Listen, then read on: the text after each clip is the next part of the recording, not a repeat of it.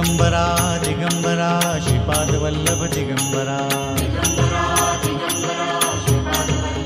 सर्व भाविक भक्तांचं श्री गुरु नरसिंह सरस्वती स्वामी महाराज म्हणजेच दत्त महाराजांच्या वतीनं स्वागत करतो. का तर आपल्याला जेवढी प्रपंचाची काळजी नाही तेवढी दत्त महाराजांनी घेतलेली आहे. यूट्यूबच्या माध्यमातून बघू शकताय की परमेश्वराला आपली गरज आहे. का तर भक्ती करणारे भक्त या पृथ्वी तलावर असावं आणि ते सुखी असावे ते म्हणून ही स्थान निर्मिती केली आहे. मात्र लक्षात घ्या म्हणून त्यांच्या वतीनं आभार मानतो. त्यानंतर आमच्या परिवारातर्फे आभार आहे. त्या ठिकाणी ट्रस्टच्या वतीनं दत्त देवस्थान ट्रस्ट वतीनं आभार आहे. आमच्या सर्व दत्त भक्त सेवेकर यांच्या वतीनं आभार. तर आज अनेक क्षेत्रातलं तुम्ही मान्यवर, व्यावसायिक, दुकानदार, अनेक क्षेत्रातलं तुम्ही मान्यवर आहे. आज एवढं आपण 21व्या शतकात राहतोय. ज्ञानी आहे आपण, सगळं मान्य आहे. तुम्हाला बी मान्य आहे, मलाही मान्य आहे. पण जे आपण फिरायला लागलोय आता जगभर जे चालू आहे आपलं भ्रमंती, ही भ्रमंती इथं सुखानं कोण आलंय का? तर ही जे फिरायचं चालू आहे ही कुठं तर थांबायला पाहिजे का नको? आज इथं सुखानं कोण आलेलं नाही. आज सांगली जिल्ह्यात तासगाव तालुक्यात शेवटचं टोकाचं गाव आहे. खास या म्हणलं तर कोणी येऊ शकत नाही. हे आम्हाला माहिती आहे, तुम्हाला तर माहितीच आहे. आज आडराणी आडवळणी रानात आपण शेतात आलोय. कशाच्या शोधात आलोय? आमच्या कुटुंबात असणारा त्रास कुठंतरी थांबावा, आमच्या घरात सुख समाधान शांती यावी, ह्या उद्देशानं चालायचा. आणि खरोखर तुम्ही नशीबवान आहे. पूर्वजन्माचे पुण्य असेल, जे काय परमेश्वरी कृपा असेल दत्तप्रभूंची, तीच तुम्हाला किंवा तुम्ही केलेल्या देवाची सेवा, तुमच्या गुरुची सेवा हीच फक्त फळाला येऊन आज ही दत्त महाराजांचं प्रत्यक्ष स्थान भेटलेलं आहे. ही सगळ्यात महत्त्वाची गोष्ट. आज ह्या ठिकाणी ज्या शोधात तुम्ही आलाय त्या शोधाचं परिपूर्ण द्यायचं सामर्थ्य फक्त ह्या ठिकाणी भगवंताने ठेवलंय. आता फक्त नडतंय कुठं, आपण घ्यायचं का न घ्यायचं हा प्रश्न तुमच्यावर आहे. हे तर कुणी सक्ती केली जात नाही की बाबा हे तू केलंच पाहिजे, तो अमकं केलं पाहिजे. तुमचा प्रपंच सर्व व्यवस्थित सुख समाधान शांतीत पाहिजे असेल. आणि मनुष्य म्हणलं की आपल्याला दुःख जरा झालं की जाणवतं, तर हे दुःख आयुष्यभर सोसायचं का ह्या खाण्यापिण्यातनं बाजूला होऊन आपल्या कुटुंबात सुख समाधान शांती आनंद निर्माण करायचा हा वैयक्तिक तुमचा कुटुंबाची जबाबदारी आहे. इथं देव काय म्हणत नाही की बाबा माझं तटलंय, मी म्हणत नाही की माझं तुमच्यामुळे तटलंय. देवाची तर चिंताच करावी लागत नाही. स्पष्ट भाषेत मी बोलतो. 2 मिनिटं डोक्याला ताण झाला तर चाललं का? तर आपलं तटलेलं आहे आणि आपण त्यासाठी काय करायचं ह्याचा विचार मानवी दृष्टीने आपण करायला पाहिजे. का तर आज मी भोगलेला आहे म्हणून एवढ्या तीव्र शब्दात बोलतोय. का तर 151 भाग कोणी बघितला असला तर हात वर करा जरा. बाकीच्यांना विनंती आहे माझी की तुम्हाला खरोखरच इथलं सामर्थ्य की कसं घडलं ही जर बघायचं असेल तर 151 व्हिडिओ बघा. त्यामध्ये संपूर्ण माहिती आमच्या जीवनाची आहे. मी काय सांगत नाही का तर प्रबोधन सांगायला आता आपल्याला परमिशन बी नाही, पण तरी बी एवढ्या लांबनं तुम्ही येता 2 शब्द आमचं सांगावं हे आम्हाला कर्तव्य वाटतं.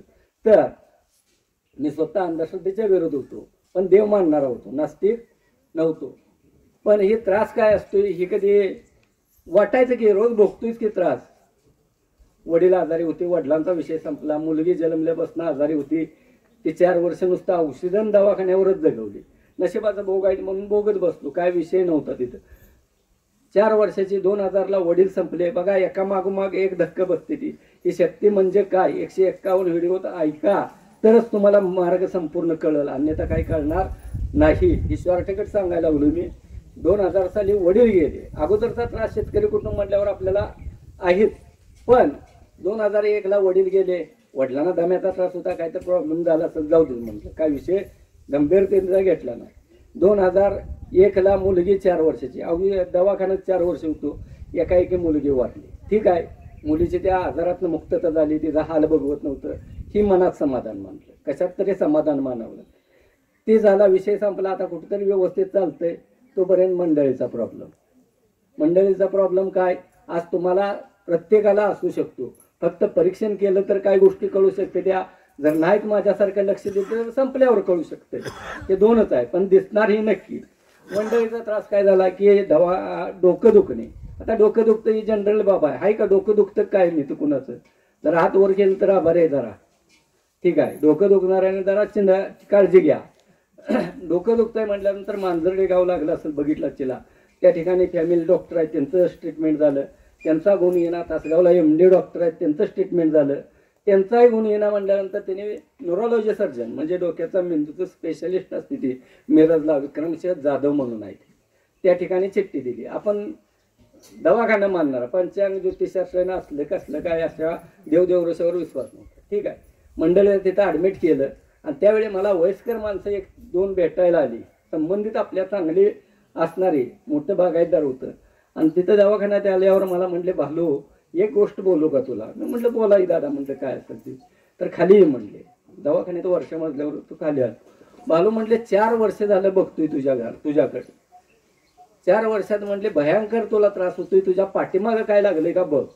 आता किती जरी माणूस पंडित आणि विद्वान ज्ञानी असला, चारी बाजूला असे ज्यावेळी ठोकरा बसते त्यावेळी मात्र अशा गोष्टीवर लक्ष केंद्रित होतंय. आणि सांगणारी माणसं तज्ज्ञ होते आपल्याला, काय बाबा ते देवऋषी माझ्यात आहे तू बघ असल्यानं काय नव्हतं.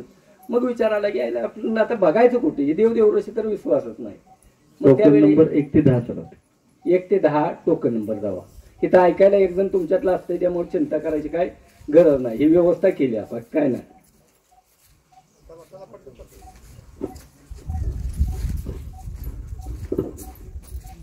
परमेश्वरी व्यवस्था अगोदर करते ती आणि मग पुढची निर्मिती होत असते.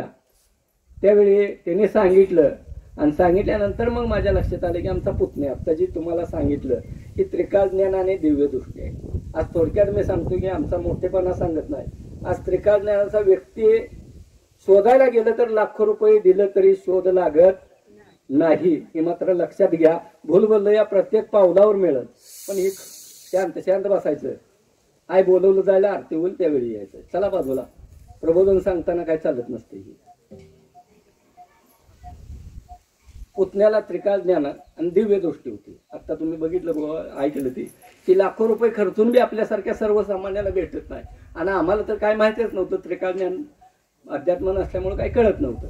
पण जमिनीतलं पाणी दिसायचं त्यांना, की पाणी जाऊन आमचा उद्योग नाही होता. तर ते लहान असल्यावर असा अगरबत्तीचा धूर आहे किंवा वास आला की सहज चालला तर त्याला पाणी दिसायचं जमिनीतलं. मग ते मी प्रयत्न केला की खरंच बाबांना दिसतंय का. मग ही 1-2 दिवस बघितलं नाही. मग ती कसं बघायचं, पानाड्या काय करतो की जमिनीत येऊन पाणी बघतो. आमच्यात ती पद्धत नव्हती. कुठल्याही गावचा व्यक्ती इथं आला की देवघरात बसवायचं, त्याला अगरबत्ती लावून द्यायचं आणि अगरबत्ती दिली की मग सांगणार, लहानच होता तो, की काका यांची लांबडी पट्टी दिसते, साईडला झाडं दिसते ती, आणि अमक्या ठिकाणी 2 प्रवाहाचं पाणी चांगलं आहे तिथं. आता दिसायचं त्याला पुढचा माणूस जे आहे शेतकरी त्याची जमीन. मग मी अंधश्रद्धेच्या विरोध मी विचारायचो त्या माणसाला की बाबा तुमची जमीन अशी लांबडी पट्टी आहे का, झाडं आहेत का? हो म्हणायचा. पाण्याचं काही कळत नव्हतं त्यांना, तर काय कळणार आम्हाला माहित नाही, फक्त दिसायचं. मग हे म्हटल्यानंतर मी काय म्हणायचो की आपल्या घरी आल्यानंतर नाही कसं म्हणायचं, म्हणून हा व्यक्ती होय म्हणत असेल.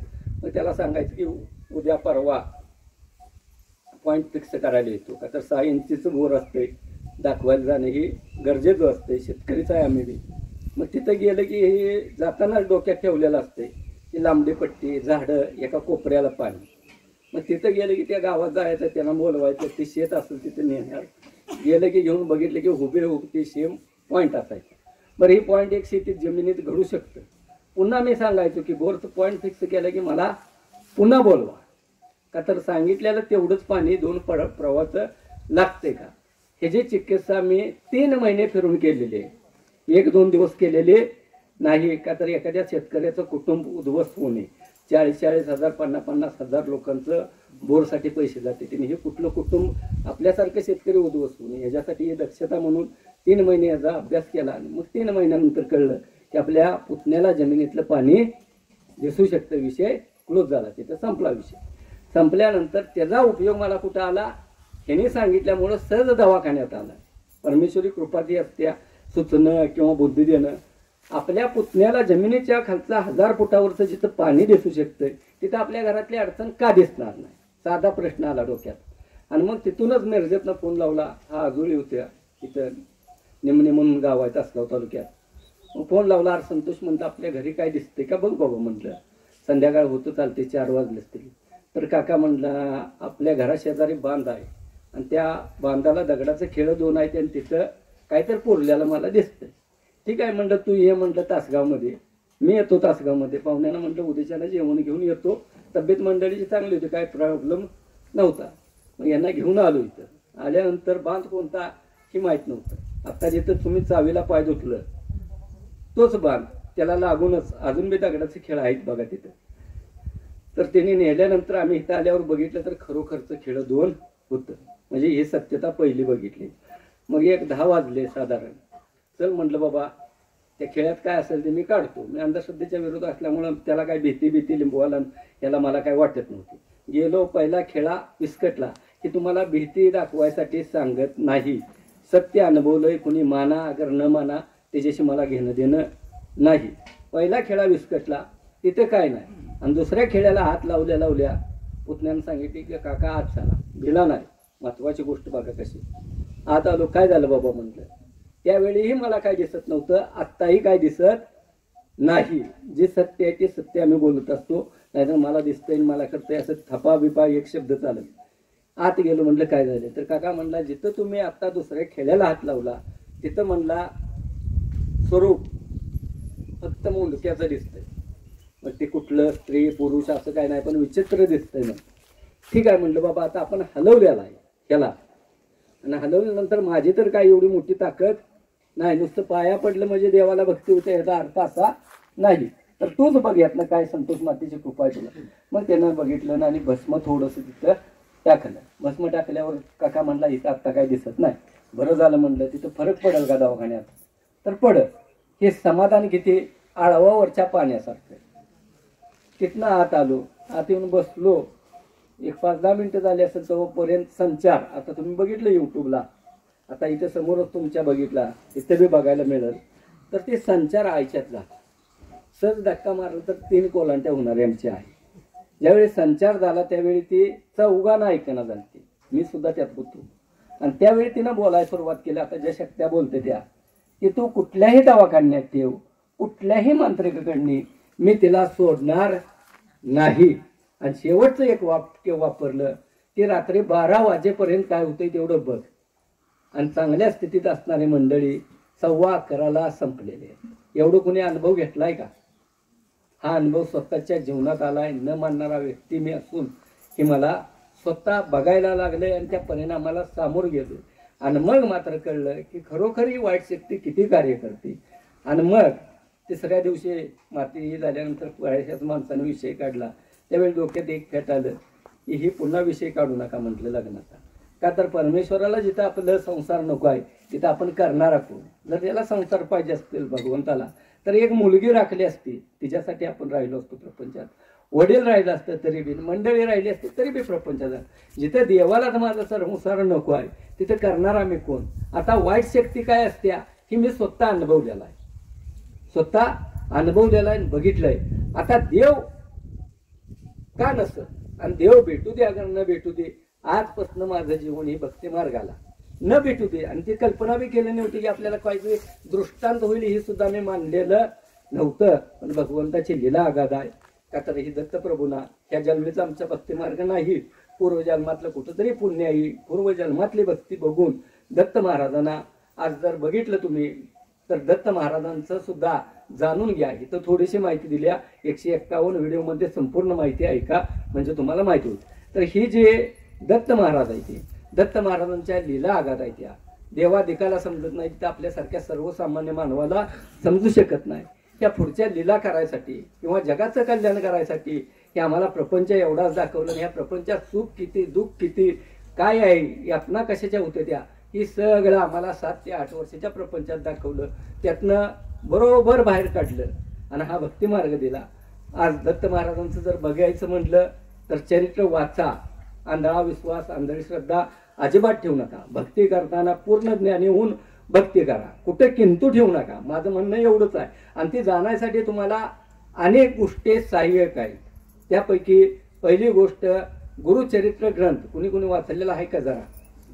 ठीक आहे, आभार आहे. पण आणि एक माझी विनंती आहे, माझ्यासाठी सांगतो तुम्हाला आणि तुमच्यासाठी बी. आपण गुरुचरित्र वाचतो, जरूर पारायण व्हावं.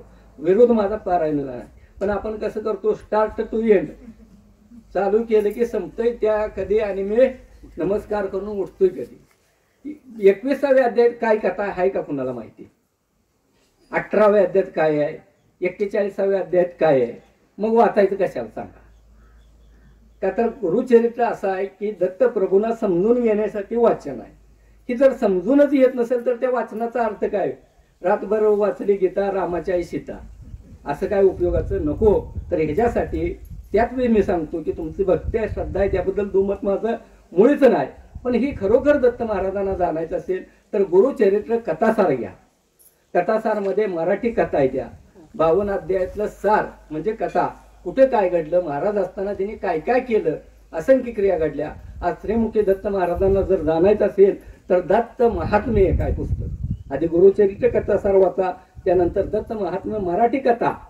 हे ग्रंथी राहू द्या, काही एवढी गरज नाही याला, तर आपल्याला समजलं पाहिजे.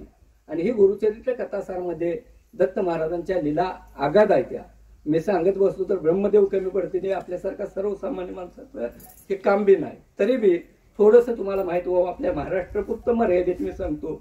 11 ते 20 तोपर्यंत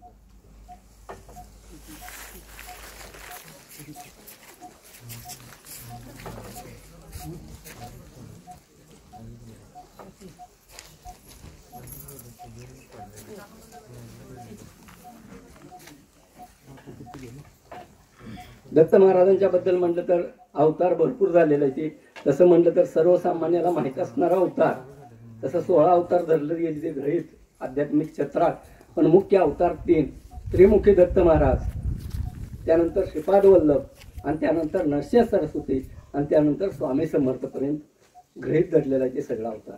तर त्यामध्ये नरसिंह सरस्वती महाराजांचं तिकडे माणसं आपली गेली ती काय बघा बरोबर. कोण आहे? कोण उभा कशाला राहिलाय तुम्ही सांगा बरं? नव्हत का? मग असू ठीक आहे, ठीक, लक्ष ठेव. तर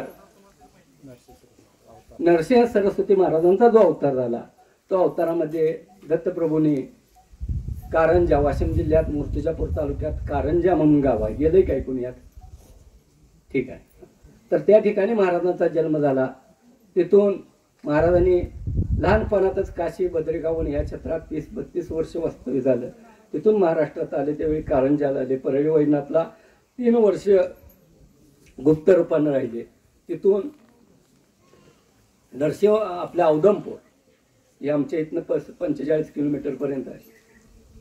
तर ह्या ठिकाणी महाराजांनी आले त्यावेळी 4च महिने वास्तव्य होतं चातुर्मासाच्या काळात.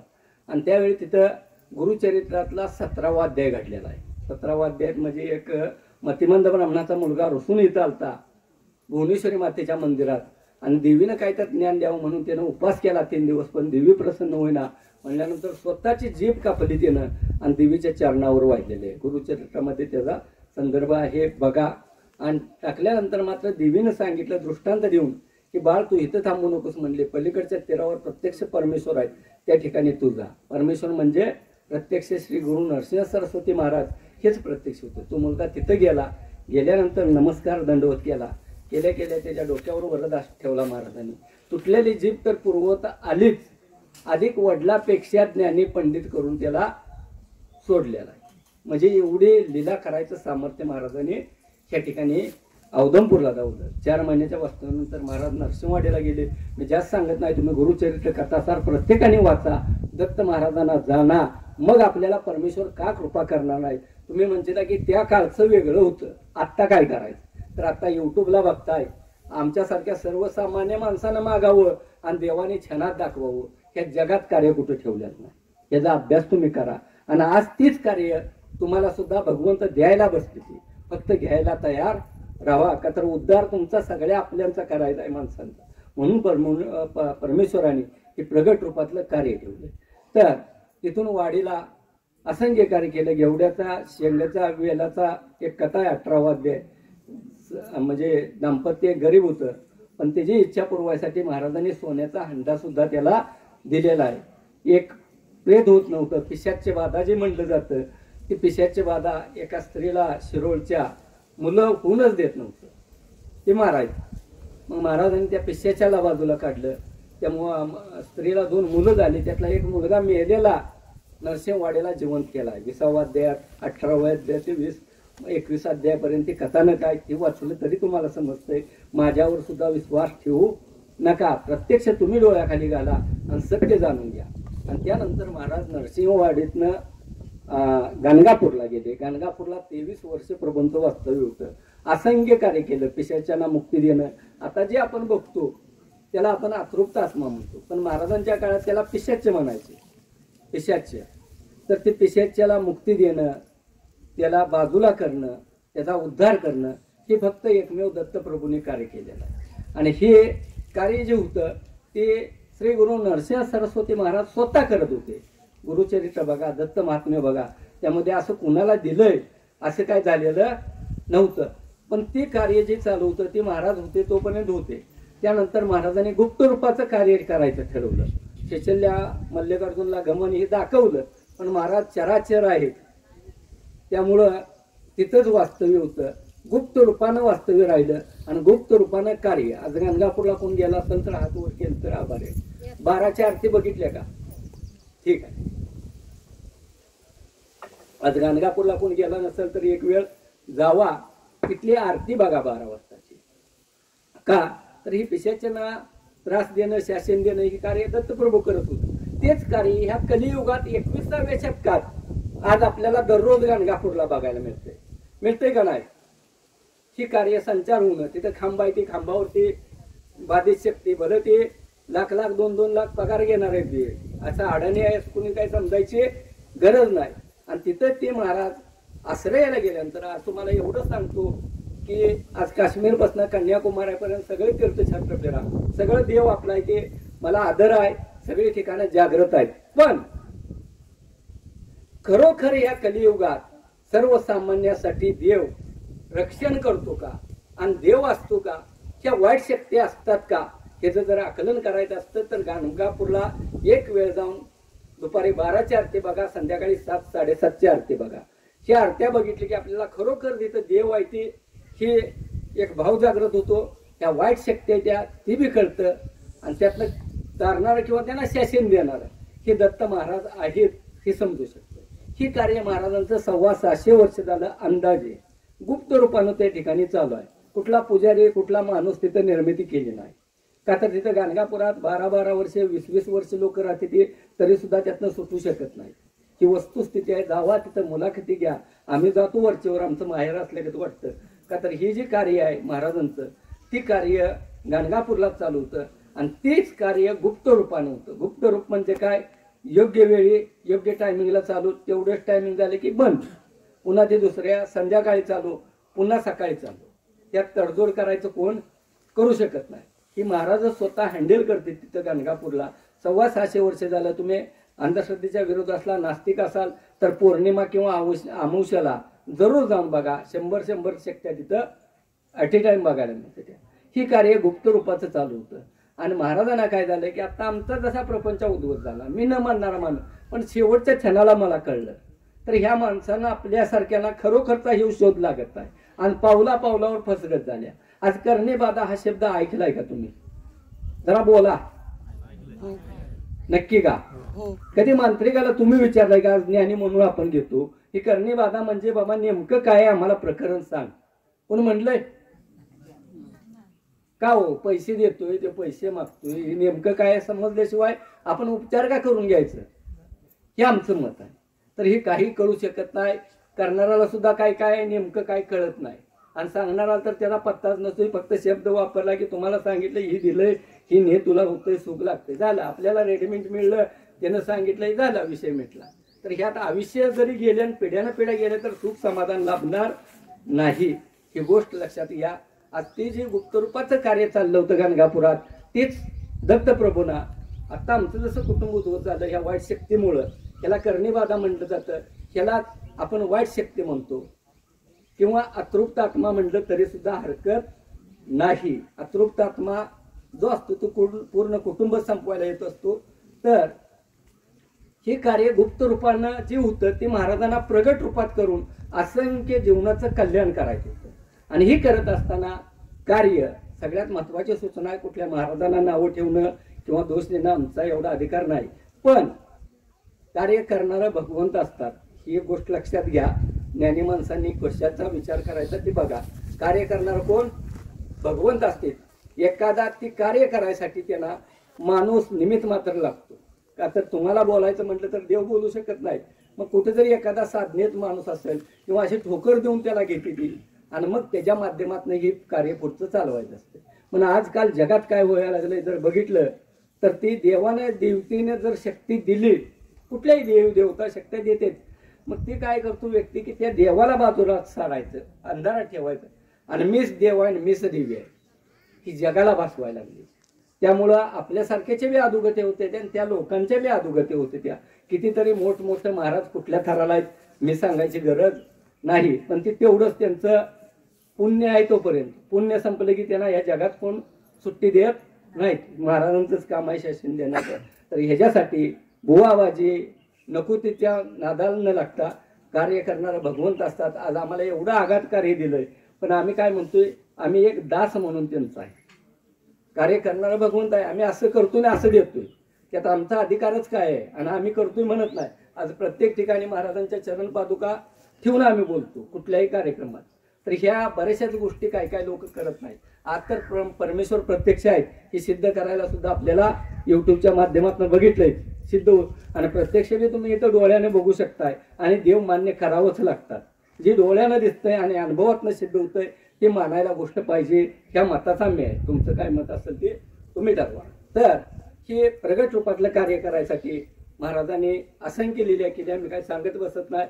आम्हाला गाणगापूरला नेऊन हे प्रत्यक्ष अनुग्रह दिलेला आहे. गाणगापुरात झाड आहे का मठात, त्या झाडापाशी एका मुलगाच्या माध्यमातून, जसं आता लागेरजी म्हणतो आपण ते शक्ती, ते मुलाच्या माध्यमातून पाठवून आम्ही मुलाला पहिल्यांदा म्हणजे जिथं दिसलं पुतण्याला ते गाणगापुरात महाराजांचं वास्तव्य ह्या झाडापाशी दिसलं होतं, तिथं पाठवून तो मुलगा आमच्या सानिध्यात पुन्हा महाराजांनी पाठवलं, आणि आम्हाला ओढत नेऊन 2007 साली अनुग्रह दिलेला आहे. आणि अनुग्रह देताना परमेश्वरी लीला होती, करणारं तेच असते ती, की त्यावेळी पुतण्याला अगोदर बी देव दिसलं होतं. पुन्हा मुलगा तो जो होता तो धडाधड पडत होता, तो मुलगा इथं आणल्यानंतर क्लिअर झाला, आणि 2 दिवस माझ्या सानिध्यात राहिला. असा धडाधड 20-25 वेळा पडणारा मुलगा 2 दिवसात पडला नाही म्हटल्यानंतर मग त्या मुलाला घेतला. मी चिकित्सक वृत्ती पुतण्याला घेतला, विश्वास ठेवला नाही पुतण्यावर बी. त्या मुलाला बी देव दिसते, ती वाईट शक्तीला देव दिसते. आणि गाणगापुरात गेल्यानंतर त्या झाडापाशी बसलो आणि मग विनंती केली, बघ बाबा म्हणलं इथं काय दिसतंय का तुला. पुतण्यालाच विचारलं तर दोघांनी हात असं समोरासमोर बसवलं, माझ्या दोघांनी हात जोडलं आणि सांगितले की महाराज आहेत. महाराज आहेत म्हणल्यावर मी बी हात जोडलं. एका सेकंदात सांगितल्यावर शंका घ्यायला वावणं, त्याला आपल्याकडे का पाठवलं विचार म्हणतो त्या वाईट शक्तीला. त्यावेळी महाराजांनी या दोघांनी सांगितले की काका वोट तुमच्याकडे केलं. हे ऑगस्ट 2000ची कथा सांगतोय, पूर्वजन्मातली नाही, म्हणून देव किती आपल्याला सहाय्य करतात याचा विचार करा. हे सत्य सांगून मला काय तुमच्याकडं अपेक्षा नाहीत, पण सत्य घडल्याला सांगतोय की असं बोट करून सांगितलं की तुझी परीक्षा बघायची. काय बघितले की त्या अतृप्तात्म्याला त्या मुलाच्या शरीरात पाठवून त्याला मी बाजूला कराय काय काय घेतोय, काय काय लुटतोय, काय काय कापायला लावतोय, हे सगळं त्यांनी बघितलं. पण अक्षरशः तो मुलगा आमच्या घरातला आहे असं समजून मी त्याच्यासाठी त्या अतृप्त शक्तीसाठी किती पैसे खर्च केलं मी मोजलेलं नव्हतं. त्यामुळं आपण जिथं दोषी नसतो, आपण पवित्र असतो, त्यावेळी मात्र माणसं सोडा, जग सोडा, देवाला सुद्धा भ्यायची गरज नसती. आणि हे आमच्या त्या बाबतीत झालं होतं. मग महाराजांना विचारलं, त्यावेळी वोट केल्यानंतर तुझी परीक्षा बघायची होती म्हटल्यानंतर मी डायरेक्ट पुन्हा विचारलं. बुद्धी त्यांनीच दिलेली होती. त्यावेळी उद्ध्वस्त झालेला संसार दिसला, लक्षात आलं का. आणि मग महाराजांना म्हटलं की अशा ज्या वाईट शक्ती असतात की त्याच्यामुळं एखादा व्यक्ती मृत्युमुखी पावतो, एखाद्याचं कुटुंब उद्ध्वस्त होतं. माझी बायको मेले, माझं कुटुंब उद्ध्वस्त, रडगाणं मी गायलेलं नाही, स्पष्ट सांगतोय. आज मी महाराज ऐकत असते ते प्रबोधनाचं इथं. आणि एखाद्याचं कुटुंब उद्ध्वस्त होतं, एखादा व्यक्ती मृत्युमुखी पडतो, तर त्याचं निवारण करायची शक्ती, लक्षात आलं का. हा कार्यक्रम का दिसतोय, त्याचं निवारण करायची शक्ती मला नको आहे म्हणलं देवा, पुतण्याला द्या. एवढीच आपल्या चरणी नम्र विनंती. मला काय महाराज बनायचं नव्हतं, काय नव्हतं. तर एका क्षणात त्या शक्त्या 2007ला दिलेल्या आहेत पुतण्याला. त्यानं सांगितलं की शक्ती आल्या, त्यानं बी दिसल्या, ठीक आहे, चांगली गोष्ट आहे म्हणलं. आणि पुन्हा दुसरा प्रश्न विचारला, एका प्रश्नावर माणूस समाधान राहत नाही. प्रभू म्हणलं माझी एक विनंती आहे. कोणती? आम्ही एक संतोष मातेचं मंदिर बांधणार होतो. सगळ्यांची भक्ती असल्यामुळं छोटंसं मंदिर बांधायचं होतं इथंच कुठंतरी. आणि त्यावेळी त्या संतोष मातेच्या मंदिरात तुमचं नेहमी वास्तव्य व्हावं एवढीच इच्छा आहे. नेहमी वास्तव्य व्हावं. त्यावेळी महाराजांनी सांगितलं की नेहमीच शक्य नाही. नाही म्हणल्यानंतर मन एकदम विचलित झालं. एवढं सगळं व्यवस्थित चाललं, देव नाही म्हणले. आणि काय शिकन जाते ती काय नाही. तोपर्यंत माऊली सांगितलं की आठवड्यातून एक दिवस तुझ्या घरी मी येत आहे. स्पष्ट. आता विश्व त्यांचं आहे, माझं घर कसं चालेल हो. आणि झोपडीच तशी बघितलं तर आता येईल. तो दिवस कोणता म्हणून विचारलं प्रभू.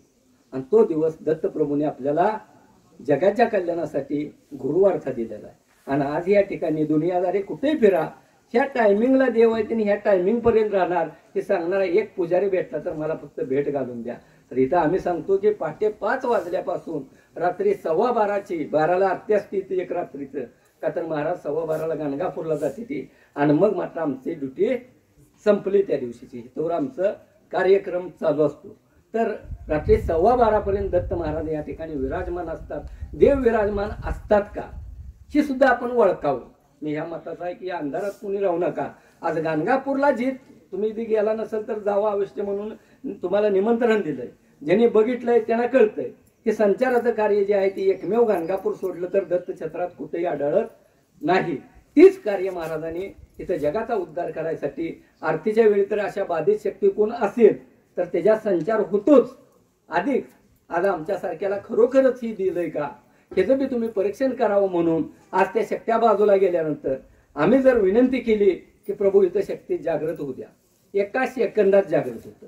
आणि अंगाला हात न लावता, गाणगापुरात सांगत नसते बोलायचा अधिकार नाही, पण इथं कुटुंबाला काय त्रास दिला आणि किती माणसं मारली संपूर्ण हिस्ट्री ती शक्ती सांगते.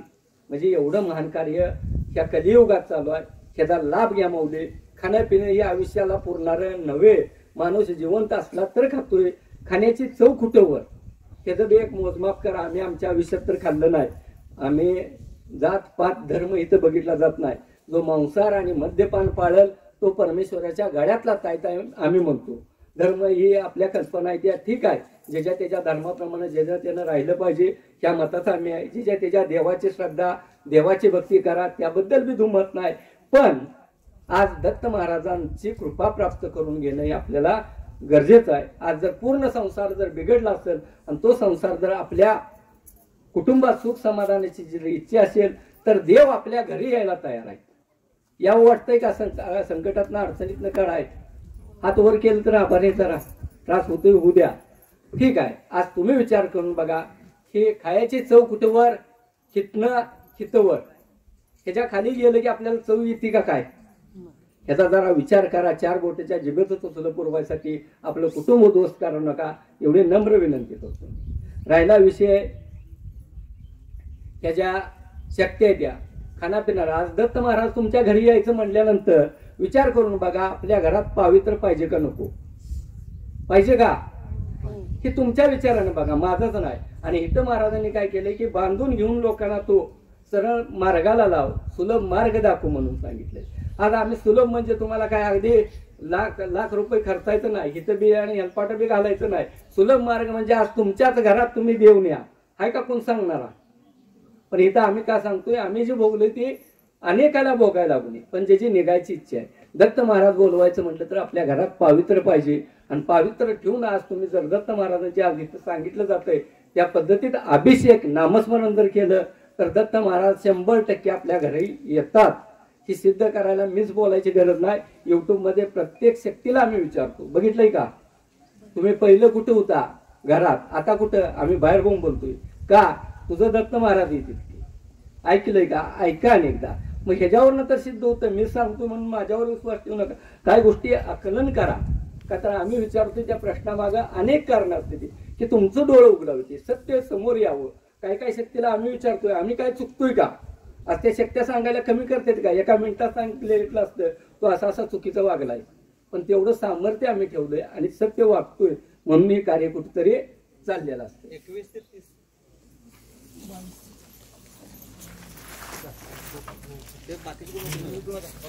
एक जण कोणतरी जावा, कुणाला बी पाठवा, पण एक जण जावा.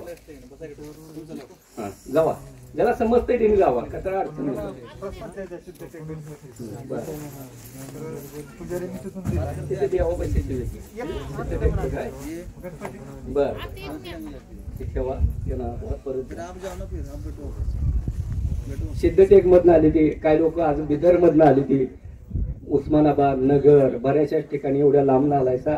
काय काय नगर मधनं आली ती 4-5 लोक एकत्र होऊन बघा तुमचं कसं कसं ऍडजस्टमेंट झालं. तर आज ती थोड्या वेळात वही घेऊन सांगतो मी, त्याचा बी लाभ घ्या.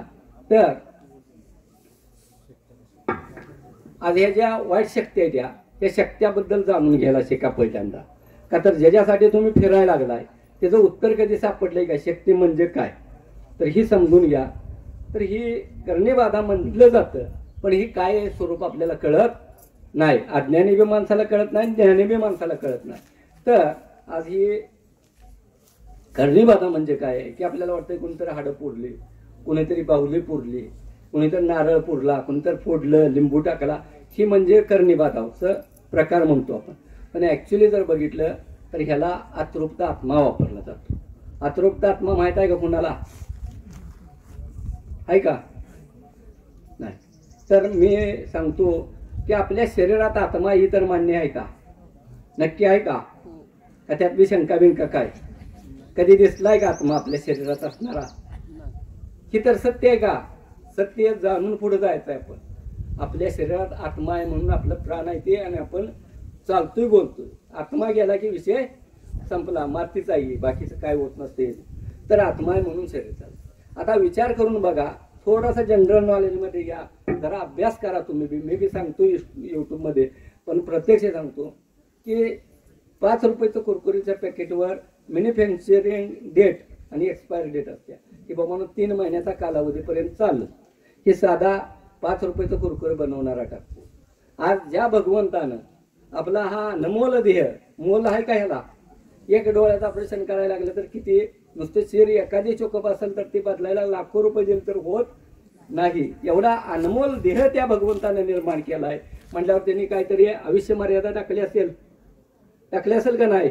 आणि मग आपण पृथ्वी तलावर जन्माला येतो. त्या आयुष्य मर्यादा कुणाला 70 असेल, कुणाला 50 असेल, कुणाला 100 बी असेल, तर ही घेऊन आपण जन्माला येतो. आणि इथं आलं की मध्येच आपल्याला काय नको ते सुचतं.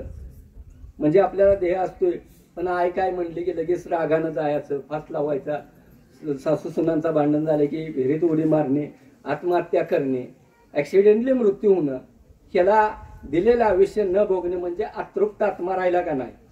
की पूर्ण ज्यावेळी आपलं आयुष्य होईल त्यावेळी तृप्त झाला, याला पुढचं कुठलं जन्म मिळायचं ते ह्याच्याप्रमाणे होईल, 84 लक्ष होईल कुठला. पण हे आपण दिलेला न भोगल्यामुळे तो आत्मा अतृप्त स्वरूपात वावरतो. त्याला पारदर्शी शरीर मिळतं. लक्षात घ्या, पारदर्शी म्हणजे मला बी दिसत नाही अजून आणि तुम्हाला बी दिसत नाही, पण त्रिकाज्ञान असणाऱ्या माणसाला ते दिसतं. आणि जिथं ती घटना घडल्या त्या जागेला ती थांबतं. आता ही खरोखर असला अतृप्त आत्मा असतात का? कधी अभ्यास केलाय नाही. आता जनरल नॉलेज मध्ये बघायला काय हरकत नाही. हे काय अगदी PhD करायची काय गरज नाही. साध्या पद्धतीत जरी सर्वसामान्यानं बघितलं तरी कळतंय. आता एखादा हायवे रोड आहेत का नाही तुमच्या गावातनं, आमच्या भागात तुम्ही म्हटलं की तुमच्या इथलं सांगतेला, तुमच्या इकडचं बघा कुठलं गाव असेल ते, त्या हायवे रोडला एखादा मोठा जबरदस्त ऍक्सिडेंट झालेला आहे अगोदर किंवा तुमच्या समोर झालेला आहे, आणि त्यानंतर तिथे 4 ते 5 माणसं मेलेली ती ऍक्सिडेंटमध्ये. आणि पुन्हा मात्र जरासं लक्ष ठेवून बघा, वारंवार त्याच जागेला अपघात घडतात. असं ठिकाणं आहेत का काय? जरा हात वर केलं तर आभार आहे. जरा बऱ्याचशाच माणसांना माहीत आहे, म्हणजे यात काय शंका घ्यायचं गरज नाही. आणि ज्यांनी बघितलं नसेल त्यांनी लांबून जाऊन अभ्यास करा, त्या जागेला जाऊन करू नका, का तर आपला बी नंबर त्यात यायला नको आहे, याची काळजी घ्या. तर आता तिथे अपघात का होतात त्याचा अभ्यास आपण करायला शिकलं पाहिजे. आपलं महाराजांनी आम्हाला हे जे दिलंय ते बुद्धीतनं तुमचं सगळं निराकरण व्हावं त्यासाठी आम्ही ही उदाहरण सांगतो. तर स्टार रोड असतो, स्टार रोड असून तिथं सरकार बोर्ड लावतं की वाहनं सावकाश चालवा, तरी बी अपघात का होता? तर ही 4-5 आत्मा जे असते त्याच जाग्याला भटकते. आणि त्यांना काय वाटतं की आपण मेलोय ते मेलोय, पण आपल्याला मित्र परिवार, आता मित्र परिवार पाहिजे म्हटलं तर काय जिवंत चालेल का? मग त्यांनी काय केलं पाहिजे सांगा? ऍक्सिडेंट केलं पाहिजे तर मरणं. मग त्या जागेला ब्रेक फेल होणं, स्टेअरिंग एकदम फेल करणं, टायर फुटणं, असं असंख्य कार्य ही अतृप्तात्म करते ती. आणि त्याच जागेला 5-25 फूट इकडं तिकडं हे ऍक्सिडेंटचं कार्य घडत असतं. आणि मग यांचा जमाव मोठा होत असतो. त्याला मेळा सुद्धा म्हणते ती काही काही वेळा. आणि असं भरपूर मोठ्या प्रमाणात पॉइंट आहेत. आता तुम्हाला जवळजवळ कळलंय. आणि तिथं लक्ष जर देऊन बघितलं, पौर्णिमा अमावस्येच्या काळात जरा जास्त तीव्रतेनं अपघात होतात. हे आता आत्म असंख्य भटकाय लागले. हे तर मान्य झालं. त्या भटकणाऱ्या आत्म्याला कसं वाटतंय की 10 वर्ष 20 वर्ष 5 वर्ष समाधान वाटतं आणि पुन्हा वाटतंय की नको आपल्याला हे जीवन, यातनं मुक्ती मिळावी. आता जिवंत असणाऱ्याने बी लक्ष घ्या. मेलेल्या आत्म्याला वाटतं की आपण चुकलो, आपण देवाची भक्ती, मुक्ती ही देणारा एकमेव भगवंत आहेत. आज तुम्ही इथं आलायसा नशीब आहे. भक्ती करा अगर न करा, पण पुढचा जन्म जर चांगला पाहिजे असेल तर मात्र भगवंताशिवाय कुणी देऊ शकत नाही. आणि त्या आत्म्याला वाटतं की मला पुढचा जन्म मिळावा चांगला, मला मुक्ती मिळावी यातनं. आणि त्याचा फायदा घेणारे काही मांत्रिक आहेत आता सध्या. मग ते कुठं आहे, ती काही गावं सांगायची गरज नसते. ते मांत्रिक मंत्रतंत्राद्वारे त्या विषयाच्या अतृप्त आत्म्यानं बोलवतात, मी तुला मुक्ती देतो, तुम्ही माझं एक काम करणार. ती आत्म होय म्हणते. ती झालं, त्या मांत्रिकाचं भांडवल झालं आत्म. लक्षात आलं का? आता ही करणी बाधा म्हणजे कोण कोणावर करतो? आज तुमचं आणि माझं, आज गावातच आपण असतोय. एखादा व्यक्ती जर चांगला व्हायला लागला, त्याला मनगटानं ऐकत नसेल किंवा बरंचच प्रयत्न करून जर त्याची अधोगती होत नसेल किंवा काहीच होत नसेल, तर मग अशा लोकांच्याकडे ती लोक जाते, ती आपल्या जवळचीच असते ती. आणि गेल्यानंतर त्याला बाबा असं असं ही करायचं आहे आणि त्याचं काय असेल ते बघ. ती मांत्रिक सांगतोय एवढं पैसे दे, त्याला देतोय. मांत्रिक त्या आत्म्याला विचारतोय कुणाला मुक्ती पाहिजे, एकापेक्षा एक पुढे येते ती. जा अमका अमकं नाव अमका अमकं गाव. तेवढं जरी त्या आत्म्याला सांगितलं तरी बस. आता जसा शरीराला आता असणारा आपला आत्मा दिसत नाही, तसा अदृश्य स्वरूपात ती शक्ती आत्मा आपल्या घरात येतो आणि घरात आल्यानंतर आपलं पूर्ण कुटुंब उद्ध्वस्त करायला सुरुवात करतो. आता ही आत्मा दिसेल का आपल्याला? तृप्त आत्मा शरीरात असून आपल्या कधी आपल्याला दर्शन होत नाही. त्या अदृश्य शरीरात कसं दिसेल, म्हणजे घरात कसं दिसेल? मग मांत्रिक तांत्रिक ही बघतो, पण ही एवढं सापडणं सोपी गोष्ट नाही, हे लक्षात घ्या. आणि ही जर ह्यातनं निघायचं असेल तर मात्र ह्या कलियुगात एकमेव देव सुद्धा सांगतो मी, ते आपल्यात असंख्य प्रकारचं देव आहे. त्या देवापैकी एकमेव दत्त महाराजच फक्त याला तारू शकते ती, आणि काली माता. हे 2 दैवत आहे ती. अन्यथा शंकर काय करू शकत नाही. शंकर म्हणजे भूतनाथ म्हटलं जातं. त्यामुळे शंकरांचं काय चालत? ब्रह्मदेवाने जन्म दिला की विषय संपला. विष्णू जगाचं उत्पत्ती स्थिती लय असणार, म्हणजे स्वतः सांभाळणार आहे ती. पण ती मुक्ती देतील तुम्हाला, ऐश्वर्य देतील, पण ह्या शक्तीच्या नादाला लागत नाही. म्हणून या शक्तीसाठी एकमेव दैवत म्हणतं तर दत्त महाराज आहे ती. आणि ह्यांच्या सानिध्यात आल्याशिवाय ह्या कलियुगात उद्धार होत नाही. आणि हे उद्धार करायसाठीच भगवंताने हे कार्यक्षेत्र निर्माण केलंय. आणि ह्याचा लाभ घ्यायचा असेल तर दर गुरुवारी दत्त महाराजांची सेवा करा. भगवंत आपल्या घरी दर गुरुवारी येते ती. फक्त श्रद्धा भक्तिभावानं त्यांना पंचामृताचं स्नान घाला. आणि त्यानंतर पुन्हा स्वच्छ मूर्ती धुवायची आहे. हे आहे ते बोर्ड आहे, त्या बोर्डावरचा फोटो काढून न्या. आणि स्वच्छ झाल्यानंतर तुमच्यात आता अत्तर बित्तर आम्ही सांगत नाही का, तर सर्वसामान्य परिवाराला ते शक्य होत नाही का, तर इथं झोपडीतल्या माणसांना शक्य व्हावं. पंचामृत तर आपल्याला जमतंय. पंचामृतामध्ये काय? दूध 1 माप, दही 1 केळ, मधाची 1 मोठी बाटली घ्यायची, त्यातलं 5 ते 7 थेंब मध आणि साखर, संपलं. एवढं जर आपल्यात घालायला काय होतंय? 10-15 रुपयाचा खर्च काय लय मोठा नाही. की आपण जर आठवड्यातनं प्रत्येक गुरुवारी अभिषेक घालायचा आहे. अभिषेकचं टायमिंग पहाटे 5 ते पहाटे 4 ते सकाळी 7 वाजेपर्यंतचा अभिषेक झालं पाहिजे. ते तुम्ही कधी बी उठून अभिषेक घातलं तर चालत नाही. जेवढं ब्रह्ममुहूर्तावर घालशीला तेवढं तुम्हाला फरक पडेल. आणि अभिषेकला कुटुंबातल्या सगळ्यांनी पाहिजे, का तर भगवंत आपल्या घरी येतो म्हटल्यानंतर सगळ्यांनी स्वागत करणं गरजेचं आहे. व्यावहारिक दृष्ट्या एखादा पाहुणा तुमच्यात आला आणि एकच व्यक्ती त्याच्या संग बोलतो, 5 जण बोलत नाही, ते पाहुणा तुमच्या घरात पुन्हा येणार नाही. ही साध्या साध्या गोष्टी लक्षात घ्या. हे सांगायला आम्हाला काही नको वाटते, पण आता माणूस पाक विसरूनच चाललाय म्हणून हे सांगायला सुद्धा आम्हाला लागते. तर हे मात्र चालू ठेवा. त्यानंतर अभिषेक केले की महाराज स्वतः आलं की ही जी अदृश्य आत्मा आता सांगितलेला ह्याला एका मिनिटात घर सोडावं लागतं. आणि त्यानंतर तिथनं लांब घालवायसाठी दररोज आपल्या कुटुंबातल्या सगळ्यांनी वेळेनुसार नामस्मरण करणं गरजेचं आहे. जेवढं नामस्मरण होईल तेवढं. हे आता बघितलंय कसं नामस्मरण करायचं आहे. धूर दिसला का 2 अगरबत्तीचा धूर 50 अगरबत्त्या लावल्यावर काय होईल सांगा. भरपूर दूर होणार. तसं तुमच्या कुटुंबात सगळ्यांनी मांसाहार मद्यपान बंद करून जे नामस्मरण करचिला त्यानं मात्र ही वलय वाढतं नामस्मरणाचं. ह्याला वलय म्हणलं जातं आध्यात्मिक भाषेत. आणि जेवढं वलय वाढेल तेवढी शक्ती लांब जाईल. आणि जेवढी शक्ती लांब जाईल अतृप्त आत्मा लांब जाईल तेवढं आपल्या घरात सुख समाधान शांती येईल. स्वतःचं सामर्थ्य स्वतःच केलं पाहिजे का नाही का आमच्याकडं अपेक्षा आहे काय. आणि आम्ही 1 वेळ तुम्हाला मदत करू 2 वेळ पुन्हा आमच्यात काय आम्ही काय तिथं राहायला येणार आहे का. म्हणून स्वतःचं सामर्थ्य तुम्ही निर्माण करा आणि स्वतःच त्या शक्ती संघ हे करायला शिका. म्हणजे तोंड द्यायला शिका. आणि हे कंटिन्यू मार्ग जर तुमच्यात चालू ठेवला तर इथं शक्ती काढायची काही गरज नाही. मनानं बाजूला जाते. त्यातनं बी आपलं लाखो रुपये तरी बी ती खर्च करत असेल किंवा अतिशय एखाद्या माणसाला दवाखान्यात पैसे घालायला होत असेल तर मात्र इथं जर काढायची असेल शक्ती ती म्हणजे इथं महाराजांच्या कृपेनं मुक्ती दिली जाते. आणि ही मुक्ती पाहिजे असेल तर आम्ही फुकटमध्ये पदरचं अन्नदान घालून बी काढून बघितलेले. त्या 10 वर्ष तीच केलं पण माणूस जाणीव ठेवत नाही आणि कसं वागावं हे अजूनही कळणार. म्हणून आता काय झालं प्रत्येक जण म्हणणार की माझी काढा माझी शक्ती काढा. तर इथं काय नाही कंटिन्यू मार्ग ठेवला तर तुम्हाला कुठलाही त्रास होणार नाही. पण भक्ती मार्ग निरंतर पाहिजे. आणि जर त्यातनं शक्ती संपवायची म्हटलं तर मात्र इथं आम्ही अपेक्षा ठेवल्या. त्या बिन अपेक्षेचं करून बी बघितलं पण त्याचा लाभ होत नाही. तर अपेक्षा काय ठेवल्या. आज थोडी माणसं आहे 100-200 आहे तुम्ही पण पुढे आपण 1000 ते 1500 माणसं येणार आहे. आज या कोविडमुळे घेतच नाही ते कार्यक्रम तरी आपलं सुरक्षित आपलं शेत आहे म्हणून आपण हे ऍडजस्टमेंट केलेलं आहे.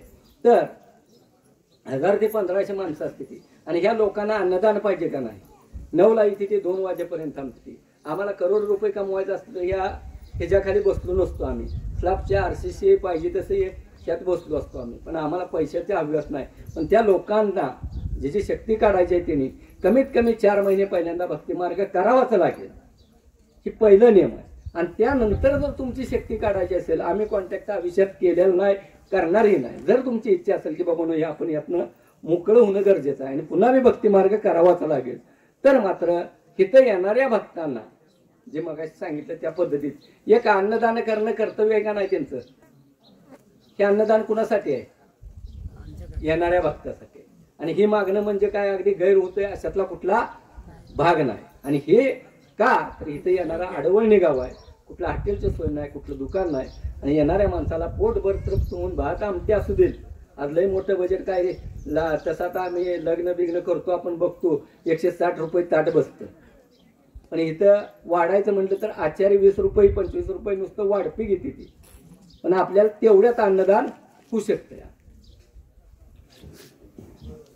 तर ही जर असेल तर तुम्ही येऊन इथं आमचा अभिषेक व्यवस्थित झालीत का होय म्हणल्यानंतर मग तुम्हाला जी तारीख दिली जाते त्यावेळी सहकुटुंब यायचं आहे. ही शक्ती सगळ्यांच्या शरीरात येत नसते घरातच असते. ज्यावेळी तुमचा भक्ती मार्ग व्यवस्थित होतो त्यावेळी तुमचं सहकुटुंब इथं बोलवलं जातं. आणि त्यावेळी महाराजांना विनंती करायला लावली जाते. तुम्हाला आम्ही विनंती करतो आणि त्यावेळी ती शक्ती अदृश्य असते ती महाराज तिथं आणून सोडत असते ती. आणि आणल्यानंतर पुतण्याशी 31 ते 40 जाऊ पुतण्याशी बोलतं. मग त्यावेळी मात्र तुमचं काय आहे काय नाही त्या सगळ्या गोष्टी समजू शकते. त्या किती वर्ष झाली कुणाला त्रास दिला शारीरिक त्रास किती लोकांना दिला. जर शारीरिक त्रास असेल तर जाग्याला थांबवायचं सामर्थ्य सुद्धा त्या ठिकाणी होते. आणि जर शक्ती आल्यानंतर जर शारीरिक व्याधी थांबले तर मात्र ह्या शक्त्या आलेत म्हणून समजायला हरकत नाही. एवढं प्रामाणिकपणे कार्य आहे. कुणी काढा म्हणून सकते नाही. फक्त दर गुरुवारी अभिषेक दररोज नामस्मरण करा आणि सुखी समृद्ध राहावा. आता हे वाईट शक्ती आज आपल्याला सापडलंय का कुठं जगात दुनियात फिरून पाठीमागं काय लागलंय सापडलंय का शोध लागलाय का. आज मात्र मी इथं सांगतो की आपल्या घरात खरोखर हा तृप्त आत्मा म्हणजे तुमच्या भाषेत पंत्रिकाच्या भाषेत करणी पदा विषयाची ही आहे का ही ओळखायचं साधं सोपं सुटेबल मी सांगतो, ह्याच्यावर लक्ष देऊन बघितलं तर आज सुद्धा विचारू नका, तुमचं पैसे आम्हाला नको आहेत, पण तुम्ही समजून घ्यायला शिकलं पाहिजे. तर ही वाईट शक्ती आहे का नाही ही ओळखायचं साधं गणित आहे की आपल्या जीवनात रोज त्रास होतच असतो, पण हा त्रास तीव्रता वाढते कधी? पौर्णिमेचा आदला दिवस, पौर्णिमा कॅलेंडरमध्ये खुणा करून बघा, आणि पौर्णिमेचा दुसरा दिवस, म्हणजे पौर्णिमेच्या पिरियडमध्ये 3 ते 4 दिवस, अमावस्याचा आदला दिवस, अमावस्याचा दुसरा दिवस, म्हणजे पौर्णिमेच्या पिरियडमध्ये 4 दिवस आणि अमावस्येच्या पिरियडमध्ये 4 दिवसात आपल्याच कुटुंबात लक्ष ठेवून बघा, किरकोळ कारणावरनं टोकाचं वादविवाद होतात का? मानसिक टेन्शन वाढतं का? शारीरिक त्रास एखाद्याला होतो का? जर जनावर असतील तर आजारी पडणं, धारा न देणं, असंख्य कार्य घडतं.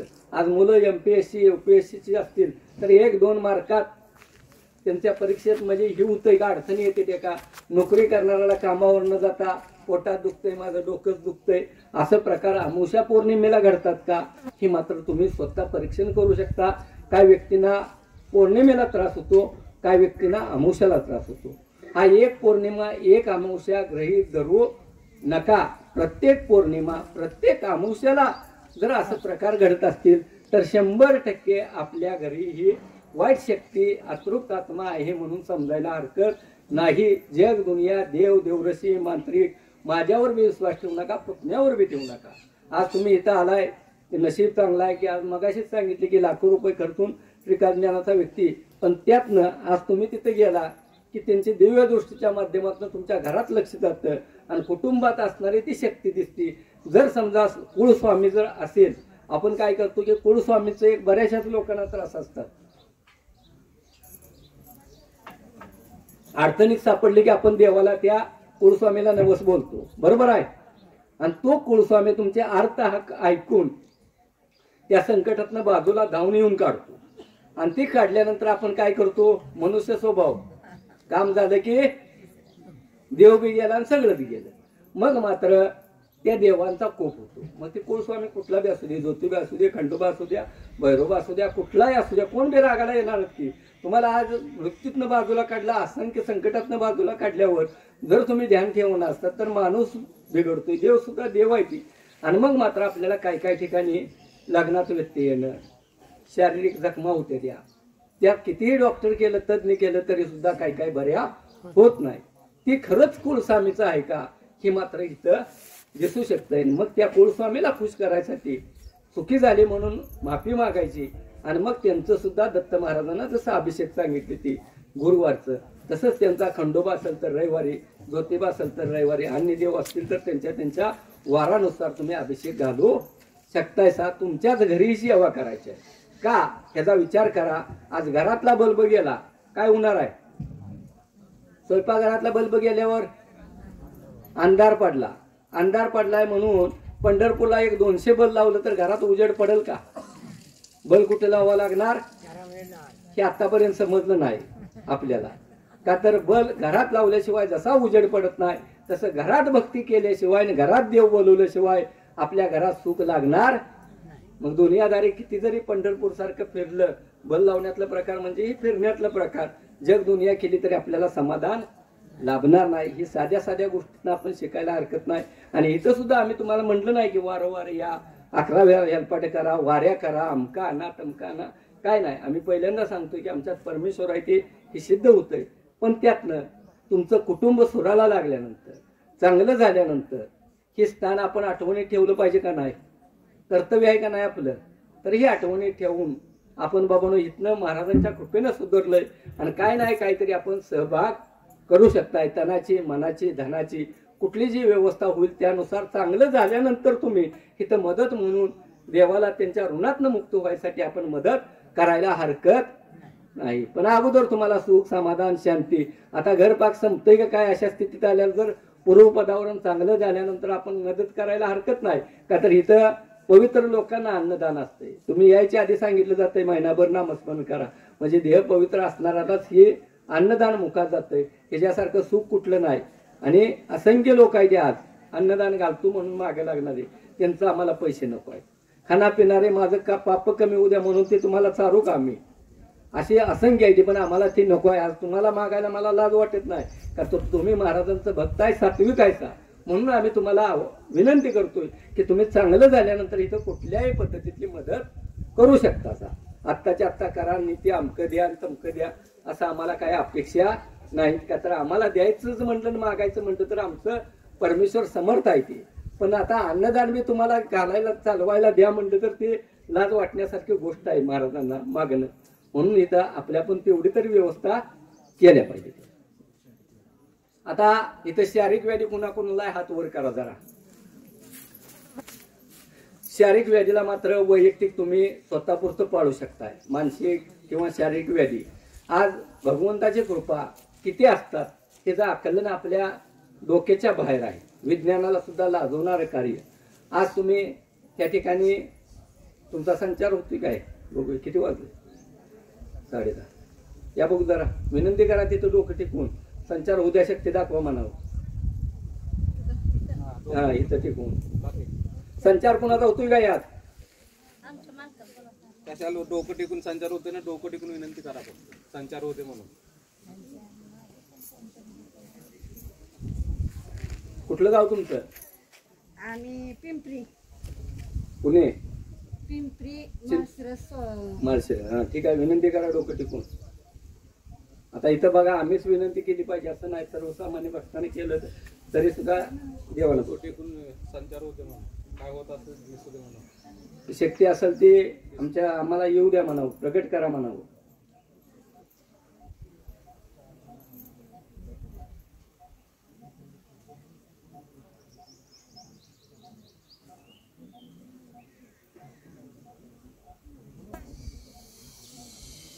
ऐका हे जगात दाखवायचं सामर्थ्य.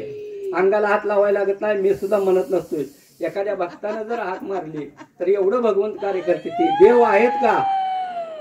आहेत का? हे ऐकणारं भगवंत आहे या ठिकाणी. आणि हे आपण 21व्या शतकात जावं नाही तर 100व्या जावा. पण हे दिसतंय ते मान्य करायला हरकत नाही. हे आता माळशिरसच्या इथे गाव होत मी माहित नसतं. त्यामुळे किती वर्ष झाली येऊन? पटदिशी बोल. उभा राहा. उठ उभा राहा. समजतंय का? शासन चालू होऊ द्या. आता बघा शासन जर एखाद्या PSIला पैसे दिले बाबा ही एवढं लाख रुपये घ्या पण याला वटणीवर आणा म्हणलं तर डोक्यात मारा म्हणलं तर डोक्यात मारत नाही ते. पण भगवंत इथं कार्य किती करते ते बघा. प्रभू त्याला भयानक शासन द्या. भयानक त्रास चालू द्या प्रभू. भयानक त्रास चालू द्या. काट्याचा मार बसू द्या. काट्याचा मार बसू द्या. भयानक त्रास चालू द्या. किती वर्ष झालं बोलायचं आहे का मार खायचा आहे महाराजांचा? भरपूर मोठ्या प्रमाणात त्रास होऊ द्या प्रभू. भरपूर मोठ्या प्रमाणात त्रास होऊ द्या. भरपूर मोठ्या प्रमाणात त्रास होऊ द्या. त्रास होऊ द्या. वाढू द्या त्रास. वाढू द्या त्रास. त्रास वाढू द्या. त्रास वाढू द्या. भयानक शासन चालू द्या. भयानक शासन चालू द्या. इथे सोसू वाटतंय. मार मिळतोय का? बोलायची का पटदिशी? हा मिळतोय का? हा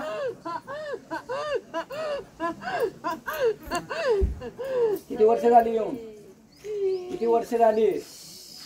किती वर्ष झाली? भयानक शासन द्या प्रभूचा. भयानक शासन द्या. भयानक शासन द्या. भरपूर मोठ्या प्रमाणात त्रास चालू होऊ द्या. मोठ्या प्रमाणात शासन प्राप्त होऊ द्या.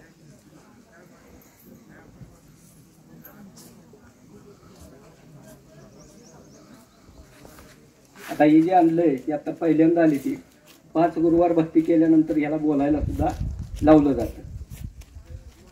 चला बाजूला. पटदिशी बाजूला व्हायचं. पटदिशी बाजूला व्हायचं. बाजूला. भस्म लावा जरा. या भस्मात किती मोठी शक्ती त्यात ती बी बघा. चल बाजूला. चल बाजूला. बाजूला व्हायचं.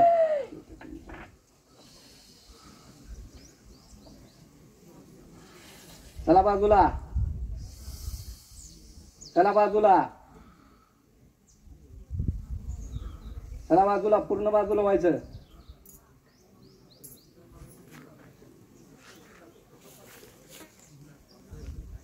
काय नाव आहे तुमचं?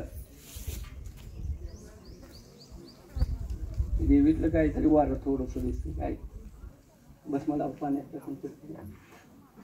आता तीर्थ जे आहे शारीरिक व्याधीत आता तुम्हाला कार्य दावलं जाईल. यानंतर हे जे पाणी घ्यायचं आहे थोडंसं पेल्यात, एवढंसं चिमटभर भस्म घ्यायचं आणि यात पाण्यात घालायचं आणि फक्त दत्त महाराजांना जे नामस्मरण करतोय आपण पवित्र ध्यानात त्याने विनंती करायची की देवा माझी शारीरिक व्याधी पूर्ण थांबू द्या म्हणून विनंती करून तीर्थ प्यायचं आहे. होतोय काय? असू दे, या बसायचं. कुठलं गाव तुमचं?